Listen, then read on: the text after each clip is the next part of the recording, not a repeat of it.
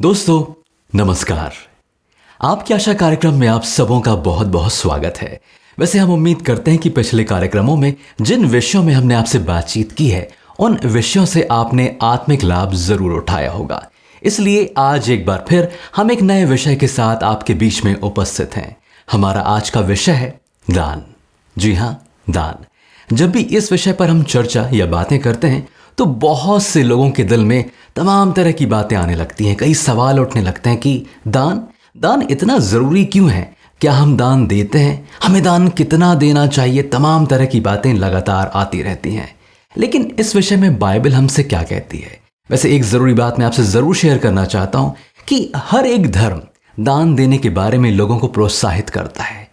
इसलिए आज इस विषय पर हमसे बातचीत करने के लिए हमारे साथ स्टूडियो में है ब्रदर अनुराग गैब्रियल। आपका बहुत बहुत स्वागत है। धन्यवाद जॉन आपका, और नमस्कार मित्रों। आज जिस विषय को आपने उठाया है जॉन, एक बार फिर से मैं वाकई में इस विषय को जब सोचता हूँ तो ये एक ऐसा विषय है जो कि हमारे जीवन से बहुत ज़्यादा ताल्लुकात रखता है। कई बार हम इसके महत्व को समझ नहीं पाते हैं, और जब हम दान की बात करते हैं या दान देने की बात करते हैं तो यह एक ऐसी महत्वपूर्ण बात है जो कि हमारे को सभी धर्म सिखाते हैं। बिल्कुल। हर एक धर्म इस बात के लिए अपने लोगों को प्रेरित करता है, उत्साहित करता है कि हमको दान देना चाहिए।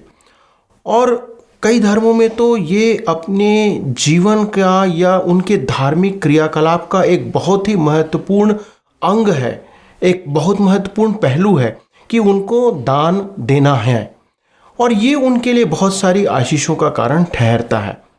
और साथ ही साथ जब हम बात कर रहे हैं इस कार्यक्रम में, तो हम जब मसीही दृष्टिकोण से या इस बाइबल के दृष्टिकोण से जब बात करते हैं तो वहाँ भी बाइबल हमको दान देने के विषय में सिखाती है। लेकिन जब हम बाइबल के अंदर दान की बात करते हैं या इस दान देने की बात करते हैं तो दूसरे धर्मों से बाइबल के अंदर जो दान है वो थोड़ा सा भिन्न है, क्योंकि हमारे विश्वास में दान का एक दूसरा प्रतिरूप है जो कि प्रकट किया गया है। दूसरे धर्मों से बाइबल का जो दान देने की जो प्रक्रिया है वो अलग है, भिन्न है, आपने कहा। जी। तो किस तरह से भिन्न है, आपसे जानना चाहेंगे। जब बाइबल के अंदर हम दान की बात करते हैं तो बाइबल इस बात को बताती है कि दान देना जो है वो मनुष्यों से नहीं परंतु परमेश्वर से प्रारंभ होता है। और ये एक ऐसा कार्य है जो कि परमेश्वर स्वयं करते हैं, और उस काम को करके वो मनुष्यों को सिखाते हैं या अपने अनुयायियों को ये बताते हैं कि हमको दान देना चाहिए। तो ये एक ऐसा विषय है जहाँ पर हम परमेश्वर का इन्वॉल्वमेंट, परमेश्वर हमारे को जो दान देता है उस विषय में बात करते हैं, जो कि बाइबल का जो गोल्डन या स्वर्णिम वचन है, जिसको कि हम कहते हैं यूहन्ना रचित सुसमाचार का 3 अध्याय 16 वचन, वो हमको इस बात को कहता है, जहाँ प्रारंभ ही होता है, क्योंकि परमेश्वर ने जगत से ऐसा प्रेम रखा कि उसने अपना इकलौता पुत्र दे दिया। तो वहाँ पर हमारे को ये दे दिया जो आता है, जो दान दिया या हमारे लिए जो वरदान दिया प्रभु यीशु मसीह के रूप में, तो ये यहाँ से प्रारंभ होता है कि परमेश्वर जो है वो देना का काम प्रारंभ करता है और उसको इनिशिएट करता है, हमारे को उदाहरण दिखाता है। यदि आप 2 कुरिन्थियों उसका 9वां अध्याय और 15वां वचन को पढ़ते हैं तो वहाँ पर भी बाइबल इस बात को स्पष्ट कर देती है कि ये वरदान या दान जो है परमेश्वर कैसे देता है। यहाँ इस प्रकार लिखा है, परमेश्वर का उसके उस दान के लिए जो वर्णन से बाहर है धन्यवाद हो। तो पौलुस यहाँ पर इस बात को लिख करके बता रहा है कि जो वरदान या दान परमेश्वर ने हमको दिया है वो बहुमूल्य है, उसके लिए वो धन्यवाद करता है। और वो किसके विषय में बातें कर रहा है? वो प्रभु यीशु मसीह के बारे में बातें करता है। तो यहाँ पर इस बात को वो प्रकट कर देता है कि परमेश्वर दान देने का काम करता है और वो उसको प्रारंभ करता है, हमारे को एक उदाहरण हमारे लिए ठहराता है, और उसके बाद वो हमसे उम्मीद करता है कि हम इसको फॉलो करें। राइट। परमेश्वर ने लोगों के लिए अपना सब कुछ दिया। हम दूसरे शब्दों में कह सकते हैं कि परमेश्वर ने हमें देना सिखाया है। लेकिन अगर मैं आपसे किसी उदाहरण की बात करूं तो क्या आप कोई उदाहरण देकर हमें समझा सकते हैं कि कैसे परमेश्वर हमें सिखाता है ये? जैसे ही आप प्रारंभ करते हैं, बाइबल को खोलते हैं, बाइबल के पहले अध्याय को यदि आप देखते हैं तो वहाँ पर हम देखते हैं कि परमेश्वर ने सृष्टि की रचना किया, और सृष्टि की रचना करने के उपरांत आप देखते हैं कि वहाँ पर लिखा हुआ है पहले ही अध्याय में कि वहाँ पर परमेश्वर कहते हैं कि मैं तुम्हें ये सब हरे पेड़ पौधे देता हूँ तुम्हारे भोजन के लिए।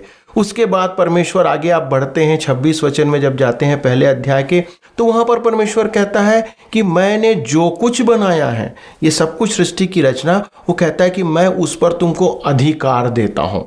अब देखिए यहाँ पर महत्वपूर्ण बात यह है कि परमेश्वर ने निर्माण किया सृष्टि का, सब कुछ परमेश्वर ने बना दिया, लेकिन उसने उसको अधिकार भी मनुष्य के हाथ में दे दिया। तो जो कुछ अपना था उसको शेयर करना, उसको दूसरों के साथ बांटना, मनुष्यों के साथ बांटना, ये काम परमेश्वर ने प्रारंभ किया। फिर यदि हम आगे बढ़ते हैं तो हम देखते हैं कि बाइबल हमको ये बताती है कि परमेश्वर ने अपना अनुग्रह मनुष्यों को दिया है। अब आप यदि देखेंगे बाइबल को, ये बाइबल ये बताती है कि मनुष्य चाहे बुरा हो या भला हो, हम अच्छे काम करते हों या बुरे काम करते हों, हम कैसी भी अवस्था में क्यों ना हो, उसका सूरज हर एक मनुष्य के लिए निकलता है। ऐसा नहीं है कि बुरा मनुष्य है तो उसको रोशनी नहीं मिलेगी। पानी हर एक के लिए गिरता है, हर एक मनुष्य के लिए भोजन मिलता है। तो इस सृष्टि को जिसको परमेश्वर ने हमको दिया है, उसके ऊपर अनुग्रह जो परमेश्वर का बना हुआ है, वो अनुग्रह हर एक मनुष्य के ऊपर परमेश्वर का बना रहता है। तो ये जो पानी है, चाहे आप सूरज की रोशनी की बात करें, और यदि आप प्रेरितों के काम 17 और 25 को पढ़ते हैं तो वहां पर एक और अद्भुत चीज परमेश्वर जो है वो देता है।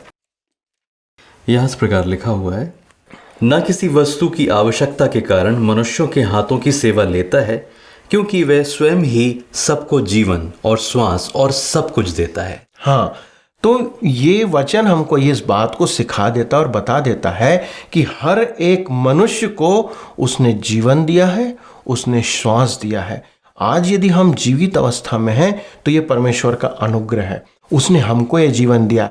अब हम ये ना सोचें कि ये परमेश्वर जो है ये बाइबल का परमेश्वर है, ये परमेश्वर है जो कि इस धर्म का परमेश्वर है, वो परमेश्वर है जो कि हम सब का परमेश्वर है, वो हर एक धर्म के मानने वाले का परमेश्वर है, और वो परमेश्वर है जिसने हमको श्वास दिया, हमको जीवन दिया है, और ये परमेश्वर का एक अद्भुत दान है हमारे लिए। तो हमको इसको महत्वपूर्ण समझ करके इसके अनुसार हमको इस दान को अपने जीवन में दूसरों को देने के लिए काम करना चाहिए। यदि आप भजन संहिता की पुस्तक उसका 127 अध्याय पढ़ेंगे, 3 वचन, वहां पर इस बात को परमेश्वर कहता है, आप पढ़ के देखिए। यह इस प्रकार लिखा हुआ है, देखो लड़के यहोवा के दिए हुए भाग हैं, गर्भ का फल उसकी ओर से प्रतिफल है। तो ये एक और वचन है जो हमको ये बताता है कि परमेश्वर देने के काम में अभी तक रुका नहीं है। और भजन संहिता में आकर के भजनकार लिखता है कि यहोवा जो परमेश्वर है वो लड़के, वहाँ पर लड़के शब्द जो है वो ये नहीं कि सिर्फ लड़के जो परमेश्वर के द्वारा दिए गए हैं, हमारी संतानों से मतलब है। हमारी संतान चाहे वो बेटे हों या बेटियां हों, परमेश्वर की आशीष है और परमेश्वर के द्वारा से हमको वो एक वरदान स्वरूप दिया गया। तो जब हम यहाँ पर दान की बात करते हैं तो बाइबल हमको ये बताती है कि ये जो हमारी संतान है ये भी परमेश्वर यहोवा की ओर से हम सबों को दिया गया है। अब हम कई बार ये सोचते हैं, पॉजेसिव हो जाते हैं बहुत ज़्यादा हम अपने बच्चों को लेकर के, और हमको लगता है कि ये बच्चे हमारे हैं। लेकिन हमारे को ये शिक्षा यहाँ पर मिलती है कि परमेश्वर ने बच्चे भी हमको एक धरोहर के रूप में हमको दिए हैं। तो जब परमेश्वर ने ये बात किया और कहा कि उस स्त्री के वंश से जो आएगा, तो वंश किससे है? हमारे बच्चों से हमारा वंश आगे बढ़ता है। तो उस स्त्री के वंश को बढ़ाते बढ़ाते बढ़ाते परमेश्वर ने हर एक वंश में एक बच्चे को देता रहा, जिसके द्वारा से वो समय जब पूरा हुआ तो प्रभु यीशु मसीह पर आकर के वो खत्म करता है। तो ये बात हमको इस बात को बताती है कि परमेश्वर देने का काम करता है और वो निरंतर देता चला आ रहा है। और वहाँ से उसने जो प्रारंभ किया, जो देने का काम सृष्टि के प्रारंभ से, वो आज तक देता है। और यहाँ पर प्रभु यीशु मसीह में आकर के वो इस बात को अपनी पूर्ण करता है कि प्रभु यीशु मसीह को उसने वो वादा के अनुसार हमें दे दिया। तो ये बातें यहाँ पर हमें बताती है कि परमेश्वर कैसे हमारे को संतान भी देता है। ब्रदर, आपने ये बात जो कही और बताई हम सभी ने सुनी और देखी कि परमेश्वर शुरुआत से अब तक देता आ रहा है, इवन उसने अपने पुत्र को भी दे दिया। लेकिन अगला सवाल ये है कि जब परमेश्वर प्रभु यीशु मसीह को देता है तो यीशु मसीह के अलावा और कौन कौन सी चीज़ें हैं जो परमेश्वर हमें लगातार दे रहा है? देखिए, मेरे पास उदाहरणों के तौर पे बहुत सारी चीज़ें हो सकती हैं, लेकिन हम बाइबल पर ही अपने विचारों को, अपने बातों को केंद्रित करके रखेंगे। यदि हम देखते हैं कि इस्राएलियों के जीवन में जो परमेश्वर के लोग थे, अब्राहम की संतानें थीं, जब वो गुलामी में चले गए तो हम देखते हैं कि वहाँ पर जब वो गुलामी से निकाल करके परमेश्वर लाता है, उनको आज़ादी का जीवन देना चाहता है। और जब वो मरुस्थल में 40 साल घूमते रहे तो आप देखते हैं कि वहाँ पर परमेश्वर उनको भोजन के लिए मन्ना भी देता है, उनको पीने के लिए पानी भी देता है। बाइबल बताती है कि उन 40 वर्षों के दौरान उन लोगों के कपड़े फटे भी नहीं, ना उनके कपड़ों को खराब हुए। उन जंगल में उन्हें कौन कपड़ा देता, लेकिन परमेश्वर के अनुग्रह से ना तो उनके कपड़े पुराने हुए, ना कपड़े फटे, और उनको प्रतिदिन वो मन्ना दिया करता था। बस एक जो सबत का दिन होता था उस दिन उनको मन्ना नहीं मिलता था, परंतु बाकी जो 6 दिन होते थे हर दिन परमेश्वर मन्ना देता था। प्यासे थे तो उन्होंने चट्टान से पानी दिया, वहाँ पर सोते दिए पानी के। इन सारी चीज़ों में हम देखते हैं कि परमेश्वर ने इस्राएलियों को केवल देने का काम करता रहा। फिर आप आगे बढ़ते हैं तो उसने परमेश्वर ने इस्राएलियों को एक राष्ट्र दिया। वो आते हैं और आकर जो दूध और मधु की धारा का जो देश था वहाँ पर आकर के वो निवास करते हैं। वो देश उनको देता है परमेश्वर। वो बहुत सारे राजाओं से जीतते हैं और उस स्थान को हासिल करते हैं। फिर आप देखते हैं कि उन्होंने कहा कि नहीं, अब हमारे को कोई चाहिए जो हमारे ऊपर शासन करें, तो परमेश्वर ने न्यायियों को दिया। पहले परमेश्वर के भविष्यवक्ता हुआ करते थे, फिर परमेश्वर ने न्यायियों को दिया। फिर परमेश्वर ने उसने कहा तो उसने राजाओं को दिया। फिर इस्राएलियों के जीवन में या उनके शासन के लिए उनके पास राजा हुए, भविष्यवक्ता हुए। और उसके बाद परमेश्वर ने उनकी आराधना करने के लिए जब उन्होंने कहा कि नहीं, हमें परमेश्वर की आराधना करने के लिए कुछ चाहिए है, एक ऐसा स्थान, ऐसा तंबू जहाँ पर परमेश्वर की वाचा का संदूक हो, तब परमेश्वर ने उनको एक मंदिर भी प्रदान किया। और जब हम देखते हैं कि वो सारी चीज़ें आगे बढ़ती हैं और जैसा हमने पढ़ा था, जब समय पूरा हुआ तो आगे आकर के प्रभु यीशु मसीह को एक दान के स्वरूप परमेश्वर हमको देता है। ना केवल इतना, यदि आप देखेंगे कि प्रभु यीशु मसीह के बाद का समय, तो वहाँ पर उस समय जो भाषा थी यूनानी भाषा, उस यूनानी भाषा को परमेश्वर ने इतना महान बनाया कि जो उस समय जो उसको कहा जाता था फ्रैंका लिंग्वा, तो उसके द्वारा से आप देखते हैं कि पूरा जो सुसमाचार है, बाइबल के वचन है, वो पूरे संसार में फैले। वो एक ऐसी भाषा हो गई थी उस समय, यूनानी भाषा, कि सारे देश में उसके द्वारा से बातें आना जाना, कम्युनिकेशन का काम, संवाद का काम प्रारंभ होता है। तो उसके कारण से सुसमाचार सारे देशों में पहुंचा। और उसके बाद आप देखते हैं कि पूरे संसार के कोने कोने में वो संदेश जो परमेश्वर ने दिया था, कहाँ पर? उत्पत्ति की पुस्तक में, कि इस स्त्री के वंश से एक निकलेगा जो कि इस शैतान के या सांप के सिर को कुचलेगा। वो संदेश भी उसने पूरे राष्ट्र के कोने कोने तक दिया। तो आज पूरे संसार के अंदर ये वचन आज पहुंच चुका है। अन्य अन्य भाषाओं में, अलग अलग भाषाओं में, हर देश की भाषा में परमेश्वर का वचन जो है, जो सुसमाचार है, वो लोगों तक पहुंच गया। तो ये एक देने का काम जो है हम देखते हैं कि परमेश्वर करता है, और परमेश्वर ने हमको सिखाया है कि हम देना सीखें और देने का काम करें। ब्रदर, आपने जितनी बात अब तक बताई वो बाइबल के इतिहास के आधार पर एकदम सही है। परमेश्वर ने अपनी वाचाओं को बांधा, उन वाचाओं को पूरा किया। लेकिन एक सवाल मेरे जहन में, और हो सकता है कि हमारे जितने देखने वाले दर्शक हैं उनके दिल में भी हो, कि बहुत से लोग सोचते हैं कि जो वाचा परमेश्वर ने अपने लोगों से बांधी, हम तो ना तो इजराइल के घराने के हैं, ना इब्राहिम इसहाक के घराने के हैं, फिर हम कैसे उस वाचा के सहभागी हो सकते हैं, या फिर वो वाचा हम में कैसे पूरी हो सकती है? ये सवाल उठता है। तो इसके बारे में क्या कहना चाहेंगे? आपका जो प्रश्न है वो बहुत ही महत्वपूर्ण है इस समय पे। क्यों? क्योंकि सबसे पहले ये बात समझना आवश्यक है कि परमेश्वर एक है। ये कोई इस्राएली का परमेश्वर या किसी दूसरे धर्म का परमेश्वर, ऐसा परमेश्वर नहीं है। परमेश्वर एक है जो सबका सृष्टि करता है, जिसने मुझको और आपको रचा है। धर्म हमें बांटता है। हम धार्मिक नियमों के कारण से हम अलग अलग बटे हुए हैं, आपके नियम अलग, मेरे नियम अलग। लेकिन इस बात को हमेशा ध्यान रखना है कि परमेश्वर एक है जिसने मुझको और आपको बनाया। जैसे हमने पढ़ा था भजन 127 में कि हमारे जो संतान है वो भी हमको परमेश्वर ने दिया और हम सब उसी आदम से निकल करके आते हैं। लेकिन बात यहाँ पर यह आती है कि क्यों आवश्यकता थी प्रभु यीशु मसीह की, जबकि उसने उसके सिर को कुचलने के काम का जो वादा किया था। तो यहाँ पर इस बात को जानना समझना आवश्यक है कि जो प्रश्न आप कह रहे हैं कि हम कैसे उसके भाग हो सकते हैं, हम तो उसके वंश के नहीं हैं। प्रभु यीशु मसीह के जो काम थे, प्रभु यीशु मसीह ने जब उस स्त्री के वंश से निकल करके उस शैतान के सिर को कुचला, अर्थात जब प्रभु यीशु मसीह ने क्रूस के ऊपर अपने प्राण दिए, एक निर्दोष का बलिदान वहां पर किया गया, उसके कारण से शैतान के सिर को कुचलने का काम प्रभु यीशु मसीह ने किया। और जब प्रभु यीशु मसीह तीसरे दिन जी उठे तो वो मृत्यु के ऊपर जयवंत हुआ, उसने पाप के डंक को तोड़ दिया। अब पाप का डंक मृत्यु है, बाइबल कहती है इफिसियों में। तो जो पाप का डंक है उसको जब उसने तोड़ दिया तो अब वो मृत्यु हम पर प्रभुता नहीं करती। किस पर? जो प्रभु यीशु मसीह पर विश्वास करते हैं। आपको जरूरी ये नहीं है कि आप और मैं केवल अब्राहम के वंश से पैदा हुए हों। आवश्यकता अब यहाँ पर यह आती है कि यदि हम किसी से भी पैदा क्यों ना हुए हों, यदि आज हम प्रभु यीशु मसीह को विश्वास करते हैं, उसके उस उद्धार के कार्य पर विश्वास करते हैं, तो परमेश्वर हमें उद्धार प्रदान करता है। उद्धार का मतलब है कि वो हमारे पापों को क्षमा कर देता है, पापों की क्षमा हम प्राप्त करते हैं। और जो परमेश्वर का लोगों से अलगाव था, जो पाप का बैरियर था, जो पाप का अवरोध था परमेश्वर और हमारे बीच में, वो यहाँ पर समाप्त हो जाता है। और इसके उपरांत वो हमको धर्मी ठहराता है।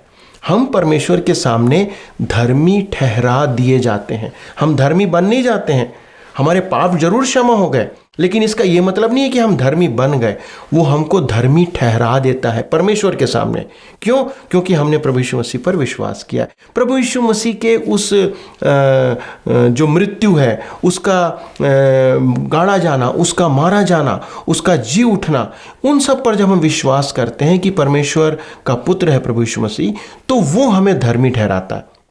और उस धर्मी ठहराए जाने के कारण से वो हमें पवित्र बना देता है। हम पवित्र होते नहीं हैं, परंतु वो हमें पवित्र बनाकर परमेश्वर के सामने खड़ा करता है। आपने अभी 2 कुरिन्थियों पढ़ा था, वहाँ पर यदि आप 2 कुरिन्थियों उसके 8वें अध्याय के 90वें वचन को पढ़ेंगे तो यही बात हमको वहाँ पर पौलुस लिखता है। तुम हमारे प्रभु यीशु मसीह का अनुग्रह जानते हो कि वे धनी होकर भी तुम्हारे लिए कंगाल बन गया, ताकि उसके कंगाल हो जाने से तुम धनी हो जाओ। तो पौलुस इस बात को लिखता है कि जो प्रभु यीशु मसीह धनी था, उसने अपने आप को क्या किया? कंगाल बना दिया। उसने अपने स्वर्ग के ऐश्वर्य को छोड़ दिया। वो जो स्वर्ग का राजा था, जो कि अपने सिंहासन पर विराजमान था, उस स्थान को उसने छोड़ा और उसने अपना सब कुछ दे दिया। और उसने यहाँ तक कि पौलुस लिखता है कि उसने मृत्यु वरन क्रूस की मृत्यु भी सह लिया। तो प्रभु यीशु मसीह के रूप में परमेश्वर ने सब कुछ हमें दे दिया। ये दान देने का काम है जो कि बाइबल हमको सिखाती है। कैसे परमेश्वर ने पहले हमारे लिए दान दिया, और जब प्रभु यीशु मसीह को उसने हमें दिया तो हमसे वो उम्मीद करता है कि हम भी इस वरदान को या दान को हम परमेश्वर को देने का काम करें। जो कुछ हमने प्राप्त किया है हमको परमेश्वर को सौंप देने की आवश्यकता है। परमेश्वर चाहता है कि जो कुछ हमारे पास है उस परमेश्वर के द्वारा दिए गए हर एक काम को हम, जो कुछ हमारे जीवन में है, हम दूसरों को देने का काम करें। ये हमारे लिए आवश्यक है आज, कि इसको हम कैसे करते हैं ये हमारे को समझने की बात है। बिल्कुल, अब तक की बातचीत से ये तो साफ है कि परमेश्वर ने हर तरह की आशीषें हमें दी हैं। लेकिन एक महत्वपूर्ण सवाल, अगर परमेश्वर हमारे लिए सब कुछ देने को तैयार है, वो उसने दे दिया है, तो हम परमेश्वर को क्या दे सकते हैं और हमें क्या देना चाहिए? जॉन, जब ये प्रश्न आता है तो हम सबको व्यक्तिगत तौर पे सोचने की आवश्यकता है। जब देने की बात आती है तो हम बहुधा ये सोचते हैं कि केवल पैसे तक हम सीमित होकर रह जाते हैं, कि हमारे पास जो पैसा है उसमें से हमें कुछ देना है, कितना देना है, वहाँ पर हम सोचते रहते हैं। लेकिन उसके ज़्यादा हमें यह सोचने और समझने की आवश्यकता है कि जब देने की बात आती है तो बाइबल हमको ये सिखाती है और हमसे पूछती है कि हमारे पास क्या क्या है, और जो क्या क्या हमारे पास है हमको उसमें से परमेश्वर को देना है। सबसे पहले हमारे को जो परमेश्वर ने दिया है वो है जीवन। जीवन हमारे को परमेश्वर ने दिया है, और यदि वो जीवन हमारे पास जो है, यदि उस जीवन को हम परमेश्वर को नहीं देते हैं तो हम परमेश्वर को कुछ नहीं देते। आज सोचने की बात यह है, आज प्रश्न मेरे सामने ये है कि क्या जो मेरे पास जीवन परमेश्वर ने मुझे दिया है, ये जीवन मैंने परमेश्वर को अर्पित किया है? ये जीवन मैंने परमेश्वर के हाथों में सौंपा है कि नहीं? हम प्रभु यीशु मसीह के द्वारा आज इसी समय अपना जीवन परमेश्वर को दे सकते हैं, और इसके लिए हमके कोई बड़ा काम करने की आवश्यकता नहीं है। केवल एक मन में छोटी सी प्रार्थना करके प्रभु यीशु मसीह के नाम से अपने आप को देना। फिर परमेश्वर ने हमारे को समय दिया है, 40 साल, 50 साल, 70 साल, 80 साल, इतना जो हमारा जीवन है, ये जीवन में से हम कितना समय परमेश्वर को देते हैं? हम 24 घंटे का समय जी लेते हैं, लेकिन हमारे पास सब चीज़ के लिए समय होता है, सब बातों के लिए समय होता है, लेकिन परमेश्वर के लिए हमारे पास समय नहीं होता। कभी हमने सोचा कि हमारे समय में से हमने कितना परमेश्वर को दिया? हमारे पास टैलेंट परमेश्वर ने दिया है, योग्यताएं दिया है। बाइबल हमको स्पष्ट रूप से बताती है कि हर प्रकार का ज्ञान, हर प्रकार के जो हमारे टैलेंट्स हैं, योग्यताएं हैं, वो परमेश्वर ने हमको दिया। हम उस योग्यता का कितना हिस्सा परमेश्वर को देते हैं? मैं अच्छा गाता हूं तो क्या मैं अपने गाने से परमेश्वर को महिमा दे रहा हूं? मैं अच्छा लिखता हूं, मैं अच्छा बोलता हूं, मेरे जीवन में बहुत सी अच्छी योग्यताएं हैं, मैं कुछ स्केचिंग करता हूं, क्या क्या नहीं कर सकते हम? उसमें से हम क्या परमेश्वर को दे रहे हैं? हमारे जीवन में हमको परमेश्वर ने धन, संपत्ति, पैसा भी दिया है। हमारे पैसे में से हम परमेश्वर को कितना दे रहे हैं? तो ये सारी बातें हैं कि हमको आज ये सोचना है। एक वचन यहाँ पर बाइबल हमको बताती है कि मलाकी नबी की पुस्तक, उसका 3 अध्याय और 10वां वचन। मलाकी 3:10 यहाँ इस प्रकार लिखा हुआ है, सारे दशवांश भंडार में ले आओ कि मेरे भवन में भोजन वस्तु रहे। परमेश्वर यहाँ पर इस बात को कहते हैं मलाकी के द्वारा से कि सारे दशवांश, हमारे पास जो कुछ भी है उसका दशवांश हमारे को परमेश्वर को ला करके देना है। चाहे वो मेरा समय हो, मेरा जीवन हो, चाहे मेरा पैसा रुपया हो, मेरी धन संपत्ति हो, मेरे बच्चे हों। बाइबल कहती है कि हमारे बच्चे भी परमेश्वर के द्वारा से दिए गए। उसका कौन सा भाग हम परमेश्वर को आज दे रहे हैं? लेकिन जब हम नए नियम में आते हैं तो बाइबल वहाँ पर कहती है कि हमें हर्ष से देना है, हमारे को कुड़कुड़ा करके नहीं देना है। तो जो कुछ हम देते हैं या जो कुछ हम परमेश्वर के लिए कार्य कर रहे हैं उसे खुशी से देना है। लेकिन दशवांश की जब बात यहाँ पर कहता है तो उसके साथ इस बात को भी वचन कहता है कि सारे दशवांश मेरे भंडार में लेकर के आओ ताकि मेरे मंदिर में भोजन वस्तु की कमी ना हो। बाइबल हमको बताती है कि ये भोजन वस्तु क्या है। क्या हमको परमेश्वर इस बात के लिए कह रहा है कि हमको भंडारे चलाने हैं, कि हमको लोगों को मुफ्त में भोजन कराना है, जो भूखे हैं उनको कराना है? बाइबल ये नहीं कह रही। बाइबल ये कहती कि जो भोजन है, आज हमारे लिए भोजन क्या है? वचन है। मनुष्य के जीवन के लिए जो भोजन है, जिसकी आवश्यकता है, बाइबल कहती, प्रभु यीशु मसीह ने कहा कि मनुष्य केवल रोटी ही से नहीं परंतु हर एक वचन से जो कि परमेश्वर के मुख से निकलता है उससे जीवित रहेगा। ये भोजन वस्तु हमारे परमेश्वर का वचन है। हम कितना धन, कितना समय, कितना टैलेंट इस वचन को लोगों को देने के लिए हम दे रहे हैं, ये महत्वपूर्ण है। और आज यदि मेरे पास पैसा है, मेरे पास समय है, मेरे पास टैलेंट है, तो मेरा पैसा, समय और टैलेंट और जितने भी रिसोर्सेज हैं वो वहाँ जाना चाहिए जहाँ से कि परमेश्वर का वचन लोगों तक पहुँचने पाए। हम ये नहीं कहते कि आप अपने दानों को रोक दीजिए, जहाँ पर आप दे रहे हैं वहाँ देते रहें, बिल्कुल हर्ष से दीजिए, लेकिन आपका एक मुख्य भाग, एक मुख्य हिस्सा जो है वो परमेश्वर के वचन की सेवकाई के लिए जाना चाहिए, जहाँ से ये वचन लोगों तक पहुंचने पाए, जिससे कि वो लोग जो प्रभु यीशु मसीह को जाने, उनका जीवन बदलने पाए। वो प्रभु यीशु मसीह को जान करके उस वाचा को जो परमेश्वर ने दिया था, उसके द्वारा प्रभु यीशु मसीह में परमेश्वर की संतान बनने पाए। तो जो प्रश्न आपने पूछा था, हम कैसे परमेश्वर की संतान बन सकते हैं? प्रभु यीशु मसीह पर विश्वास करने के द्वारा, जो कि उसका एक वरदान हमारे लिए। तो हमारे को आवश्यकता यह है कि आज हम जो कुछ हमारे पास है, 5,000 लोगों को प्रभु यीशु मसीह ने 5 रोटी और 2 मछली से खिलाया। और वो 5 रोटी और 2 मछली किसने दिया था? छोटे से बालक ने। जो कुछ उसके पास था उसने प्रभु को दे दिया। तो जब उसने अपना सब कुछ उसको दे दिया, जो कुछ था उसे दे दिया, उससे परमेश्वर ने दूसरों को आशीषित किया, हजारों को आशीषित किया। वहाँ भीड़ में 5,000 पुरुष थे, अर्थात करीब करीब 20,000 लोग थे। वो लोग उसके द्वारा से तृप्त होने पाए।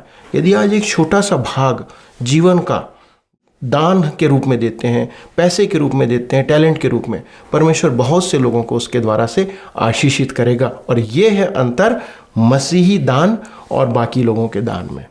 सच में ब्रदर, आज की बातचीत मेरे लिए काफ़ी आशीषों का कारण रही और हम उम्मीद करते हैं कि जो हमारे तमाम दर्शक हैं, इन बातचीत के द्वारा आपने भी काफ़ी आशीष पाई है।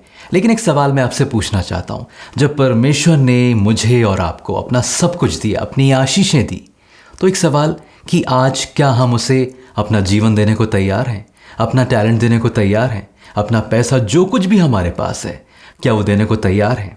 अगर तैयार हैं तो आइए अपनी आंखों को बंद करें, हम प्रार्थना करेंगे ताकि पवित्र आत्मा हम में से हर एक की अगुवाई करे और हम उसकी महिमा के लिए अपने जीवन को, अपने स्रोतों को खर्च कर पाएं। आइए प्रार्थना करें। प्रभु यीशु मसीह के नाम को लेकर आपके सन्मुख आते हैं, धन्यवाद देते हैं कि आपने हमारे लिए अपना सब कुछ दिया, अपने इकलौते पुत्र को आपने दिया। प्रभु, हमारी आज की प्रार्थना है कि हम में से जितने लोगों ने अपने जीवन को आपके सामने समर्पित करने की बात मानी है या वो स्वीकार कर रहे हैं, जो देना चाहते हैं, प्रभु आप हर एक के जीवन को, उनके टैलेंट को, उनकी योग्यताओं को आप स्वीकार करें ताकि उसके द्वारा आपको महिमा मिलने वाली हो सके। एक बार फिर से महिमा आपको देते हैं, विनती यीशु मसीह के नाम में होकर मांग लेते हैं, आमीन। प्रिय दर्शकों, आज का ये कार्यक्रम आपको कैसा लगा? हमें अपनी बात ज़रूर पहुंचाएं। वैसे इस कार्यक्रम के विषय में अगर आप हमसे कुछ पूछना चाहते हैं, बातचीत करना चाहते हैं, तो स्क्रीन पर दिए गए नंबर पर आप हमसे संपर्क कर सकते हैं या फिर हमें मिस कॉल दे सकते हैं। वैसे आज का ये विषय हम में से बहुतों के लिए आशीष का कारण रहा होगा, लेकिन अब वक्त इजाज़त ले लेने का है, लेकिन इस उम्मीद के साथ कि अगले कार्यक्रम में हम आपसे फिर मिलेंगे एक नए विषय के साथ। तब तक मुझे यानी कि जॉन और ब्रदर अनुराग को दीजिए इजाज़त। नमस्कार।